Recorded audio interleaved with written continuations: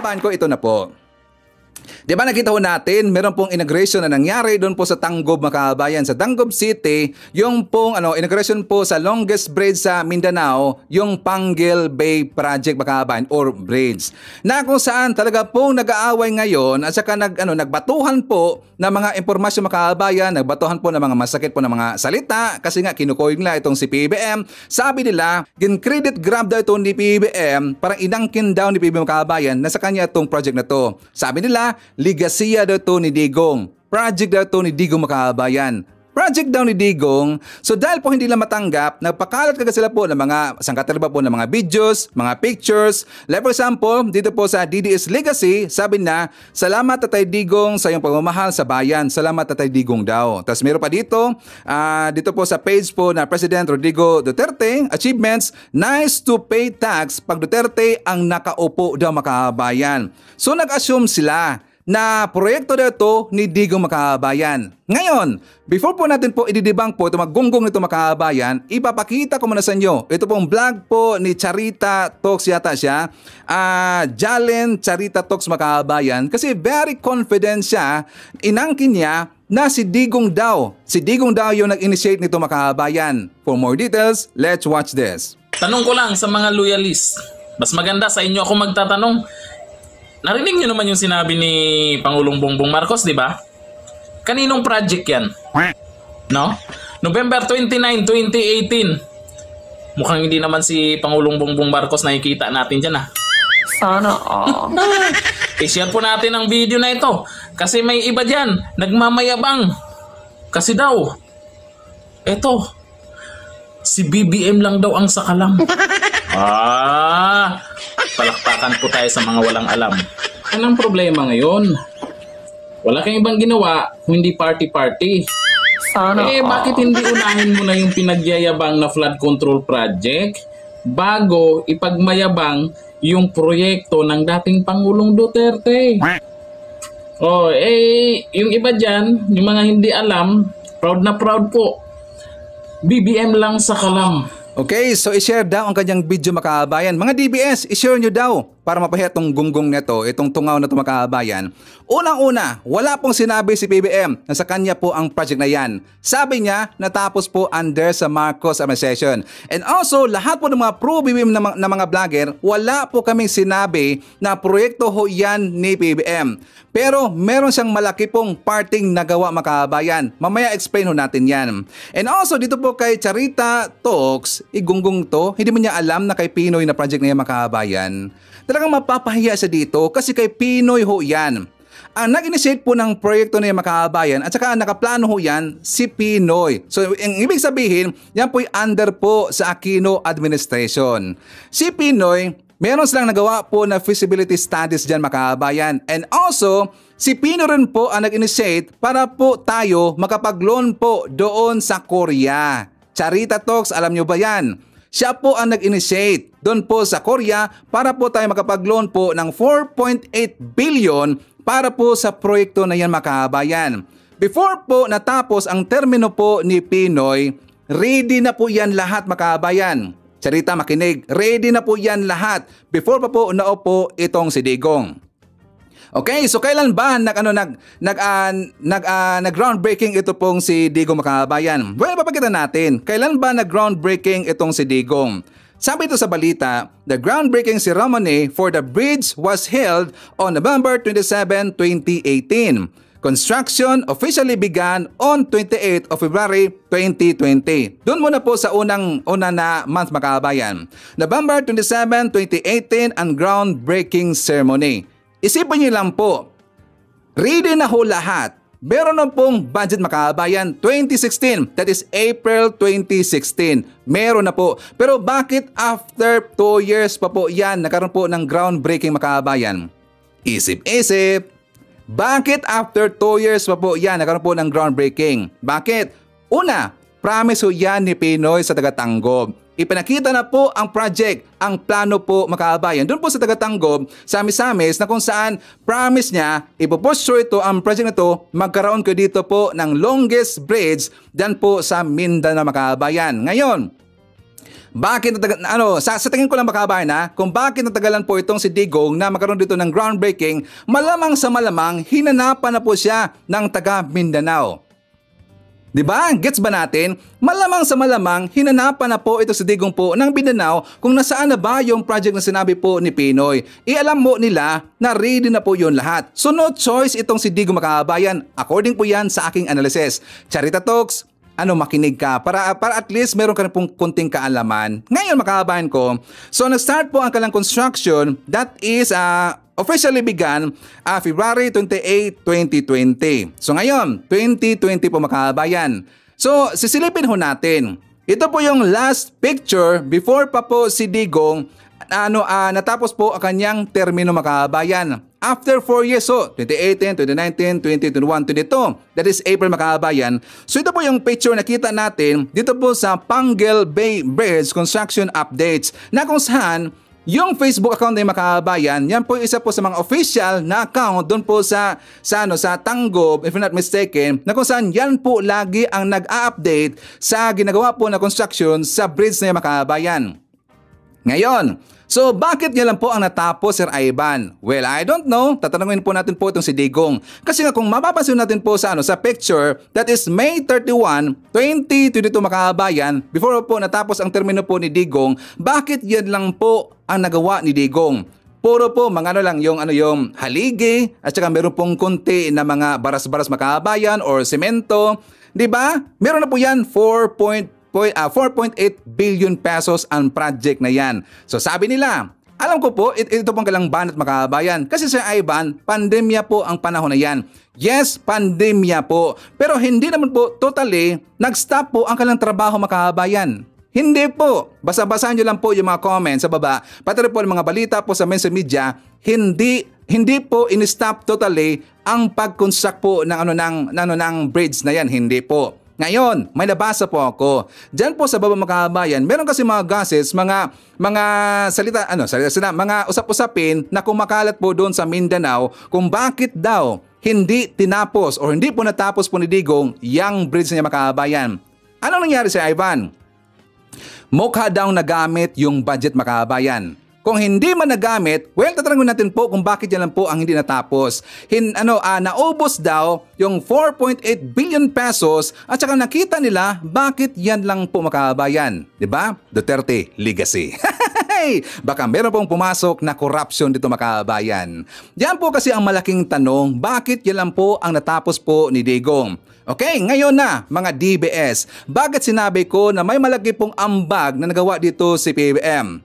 Una, sabi nila, diba sabi po ni Senator Amy Marcos makabayan, if I'm not mistaken, meron siyang sinabi na flagship infra project sa 2024 walang pondo daw makabayan. Flagship infra project sa 2024 walang pondo, yan po ay sabi po ni Senator Amy Marcos. Well, tatanungin natin.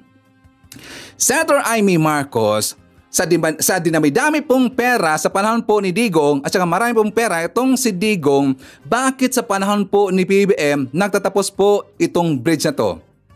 Di ba malaking question makabayan? Marami pong pera si Digong sa panahon niya at marami pong pera ang Duterte admin makabayan. Bakit?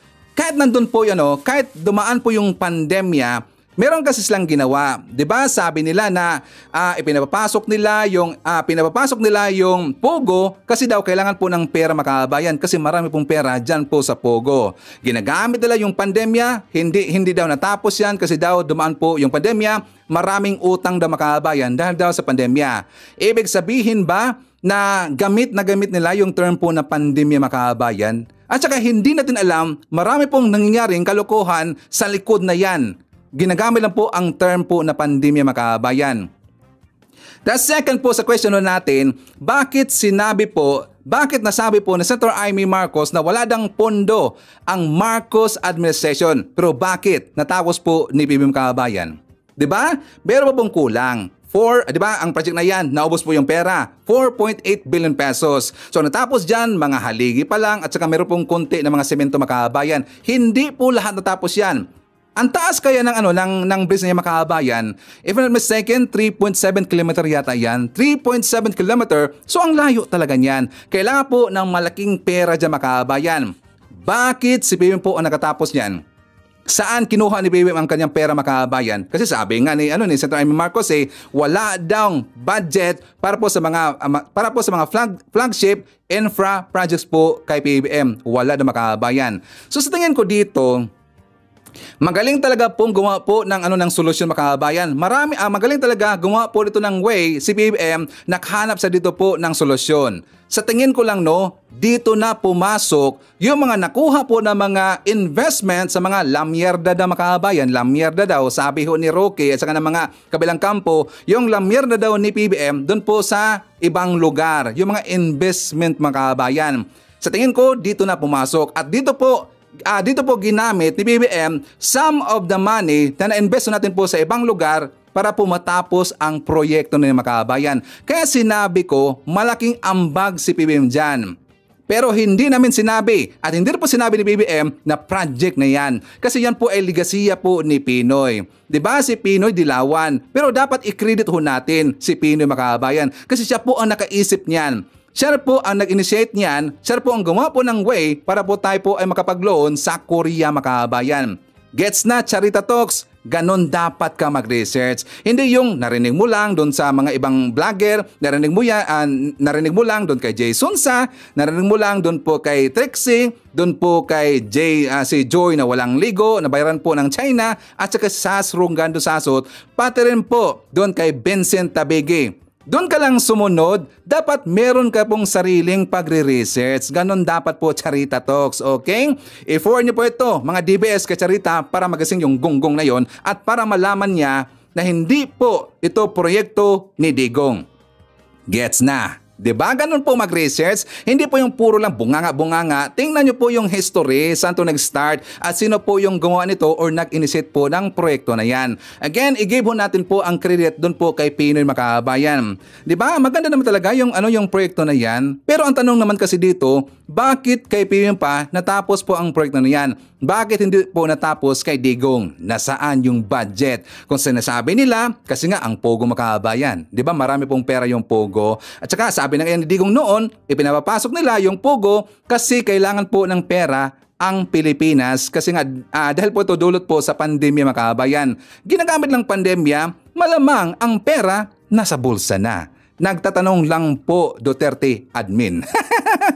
Di ba nakakahiya naman Giit na giit ninyo. Very confident kayo na ang Duterte ligasiya daw yan. Salamat Tatay Digong. Sarap daw magbayad ng tax kapag si Digong daw yung presidente makabayan.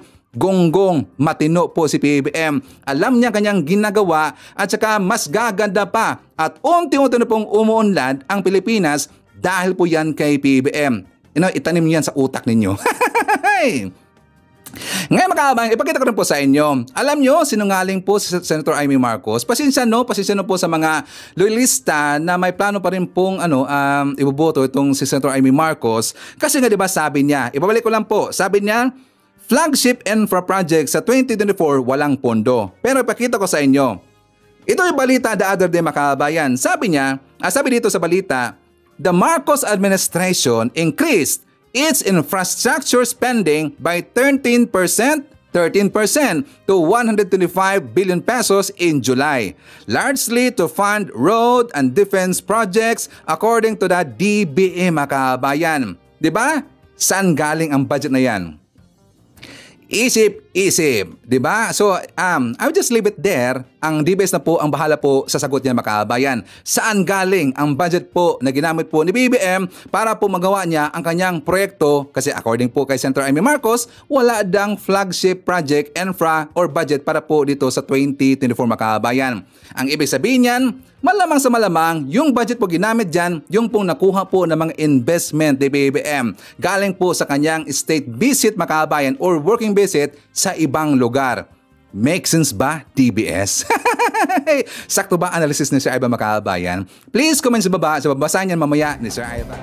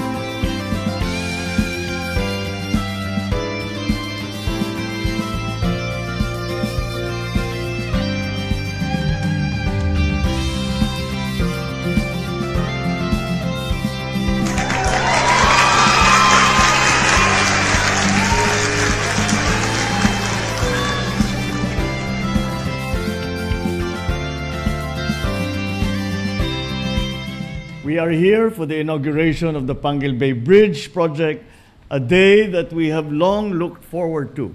Years of planning, months of hard work, countless hurdles, and now we stand before the realization of one of the infrastructure flagship projects of this administration. Costing more than 8 billion pesos, this 3.2-kilometer project is now the longest water-spanning bridge in Mindanao.